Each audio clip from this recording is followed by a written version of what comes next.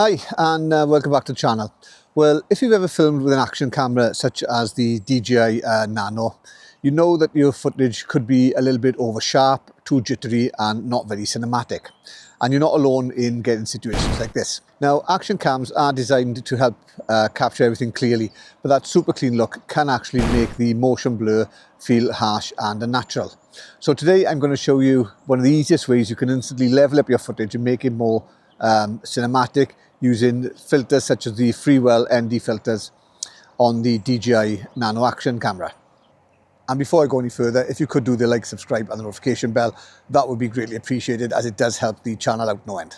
So I'm going to go over exactly what ND filters do, how motion blur works for cinematic footage, when to use the ND8, 16, 32 and 64 or even the ND1000 filter, how CPL filters work and how to position them in relation to the sun, plus light pollution filters for night shots as well as the quarter mist filter for a softer cinematic look. Now, the biggest reason action camera footage looks so digital is due to the shutter speed. So in bright daylight, the camera uses very fast shutter speeds to avoid overexposure. And this freezes the motion and removes any natural motion blur you're going to get from your footage. And this is why the footage can look choppy and overly sharp. Now in the cinema, motion blur looks smoother because the shutter speed is lower, and that's going to create a more natural blur as objects pass to and fro through the frame. Now the common way to get around this is to use what they call the 180 degree rule. So this means that if you're shooting at say 24 frames a second, your exposure should be twice that at 1/48th of a second. Similarly, if you're shooting at 30 frames a second, it should be 1/60th of a second. So it doubles up depending on whatever your frame rate is. So if you are using the 180 rule and you've got your exposure set to twice that of the frame rate, it could mean that there's going to be too much light actually hitting the sensor, and this means that your image is going to be blown out. So that's why you need to use ND filters. So ND stands for neutral density, and they work, as everybody says, like sunglasses for your camera. They reduce the amount of light that's actually hitting the sensor, so you can keep the shutter speeds low even in bright conditions. And this will result in you bringing back the natural motion blur and give your footage a smoother, more cinematic feel. Now, they do come in different strengths, and you need to know when to use them. Start off with an ND8, which is great for early morning or late afternoon or light cloudy days such as today.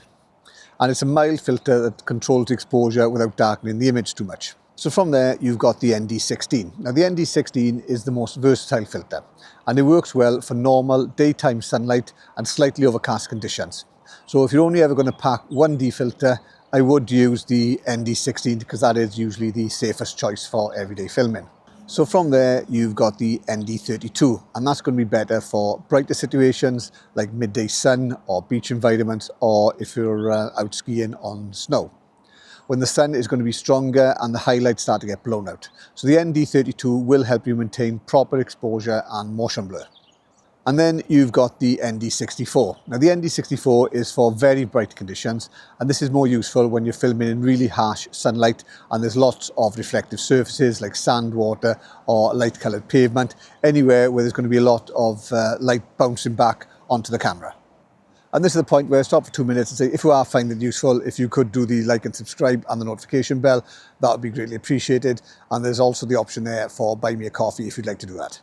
So you can see now from these images, the one on the left is without the motion blur. The one on the right is where I've installed the filter, and you can actually see that when the camera is frozen, you're going to get a lot more motion blur around the edges, and this is going to be more natural and pleasing to the eye. And again, in this example, as you can see, if I freeze frame it and you look, you've got a lot more motion blur, and again, that's more cinematic. And then finally, you've got the ND1000. Now the ND1000 is more of a creative tool rather than an everyday filter, because it blocks out a massive amount of light and can be used for things like long exposure shots, smooth motion in water, moving clouds, or any sort of artistic cinematic shots in full daylight. Next, we've got the light pollution filter. Now, if you shoot at night in cities, you probably noticed that you get an orange or yellow colour cast on the sky from the streetlights. And a light pollution filter will help reduce the unwanted colour tones. It's going to improve the contrast in the night sky, and it's also going to make the city night shots look cleaner and smoother, as well as more cinematic. It won't completely remove the light pollution, but it will definitely help your footage at night and make it more balanced and natural looking. And that's going to take us on to the quarter mist filter. Now, using the quarter mist filter is one of the easiest ways to make your digital footage feel more cinematic, because it's going to soften any highlights. It's also going to add a gentle glow to the light sources and reduce the overly sharp clinical look that action cameras normally have. And this is especially useful during the golden hour or at night when the lights want a slight bloom, and it's going to give your footage a more organic feel. Then you've got the CPL filter, or the circular polarizer. And this filter helps reduce glare and reflections from surfaces such as water, glass or anything shiny. It also is going to deepen the blue skies and make the clouds stand out more, giving your footage more contrast and richer colours straight out of the camera. Now, when you use polarisation filters, they do work best when your camera is positioned about 90 degrees from the sun. So if the sun is directly to your left or the right, the polarisation effect you're going to get is going to be the strongest. If the sun is directly in front of you or behind you, the effect is going to be much weaker. So when you're using a CPL filter, you can rotate the filter itself, and you can see the reflections drop in real time, especially when you're filming on glass or water. Now, Freewell also produce a number of filters which have the ND filter as well as the CPL filter in one. So this means if you are shooting in bright sunlight, around glass, water or anything shiny, and you want to get both the natural motion blur as well as reflection, then these filters are going to allow you to have the best of both worlds. So if you want your DJI Nano footage to look more cinematic, then ND filters will help you control the motion blur. CPL filters will clean up the reflections and the skies, and the mist filters will soften the digital sharpness, and the light pollution will improve your night shots. So they're all small accessories that can have a massive difference on how professional your footage is going to look and feel. So when it comes to actually installing the filters onto the camera, it is basically a straightforward thing of just removing the outer lens that's already on and replacing it with whatever filter that you want to use. So when you've actually got the filter then installed on the camera, it's just a matter of going into your settings and selecting the frame rate that you want to use. Then from there, you need to go into the exposure settings and then bring that down, as I said, to double the frame rate. If, for example, then that you've got the exposure compensation, which is showing above 0, this means that you're going to have the wrong filter on, and you want to go another step until you bring that valuation compensation down to 0, or even better, minus 0.3 or minus 0.7. And this is because it's always better to underexpose an image than overexpose it, because if you underexpose it, you can always bring the shadows back, whereas if you overexpose, anything that's blown out is lost forever. So you can see now, if you're looking at the screen, I've actually got the camera set up to 4K at 30 frames a second. And you can see from this, my exposure is 1/500th of a second, which obviously is going to be massively overexposed. Okay, so the first thing we need to do is to go into the manual settings, and there you can see you've got your ISO. So you need to bring your ISO down to between 1 and 200.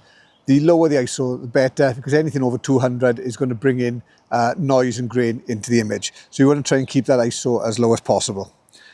Then I'm going to go into the shutter speed, and I'm going to bring that down to 1/160, because I've got the frame rate set to 30 frames a second, and so double that is 1/160. And you can see then that the evaluation compensation is at +3, so that's way too high. Also on the screen, you've got the zebra lines, and again, that shows that that part of the image is overexposed. So we need to put on the ND filters and bring that level down. So I've put on an ND8, and as you can see from the screen, I've still got the zebra lines. So that's showing that that part of the sky is still overexposed. So I need to change that now to one step up and take that over to an ND16. So I've changed over now to the ND16, and you can see that the majority of the zebra lines have gone. There's only going to be that little bit in the corner. So that is more or less perfectly exposed. I'm going to put on an ND32, which you can just see the difference that that's going to make in this lighting conditions. So I've put on the ND32, and you can see now that all the zebra lines have gone. It's also showing the compensation valuation as -0.3. So that's going to show you that the image is going to be perfectly exposed. There's nothing going to be blown out, and the camera is going to capture all the details that you need to get onto the sensor. And then finally, I've put on the ND64, which is the strongest one in this pack. And you can see that the compensation is now minus 1.3, and that is way underexposed. So it is going to be a matter of you putting the filters on and then a bit of trial and error to make sure you've got the right filter for the lighting conditions that you're filming in. Okay, so that's the end of the video. So hopefully you've learned something. If you've got any questions in relation to action cameras such as the Nano or the Action 5 or 6 or any of the cameras by Insta, let me know in the comments below. Also, if you've got any questions in relation to any drones such as the DJI Neo, the Neo 2, the Mini 4 Pro, the Mini 5 Pro or the Hover X1 Pro Pro Max, also let me know in the comments below, and I'll do my best to help you out. And I'll catch you again soon. Thanks very much.